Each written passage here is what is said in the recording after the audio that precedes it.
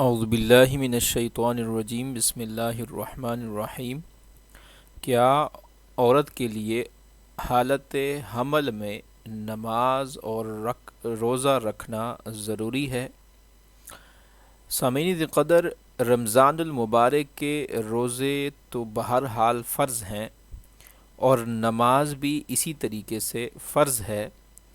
اگر حمل کی وجہ سے کوئی ایسی تکلیف ہو کہ برداشت نہ ہو سکے تو اس دن کا روزہ نہ رکھنا بہتر ہے، لیکن بعد میں اس کی قضا حاملہ عورت پر واجب ہوگی۔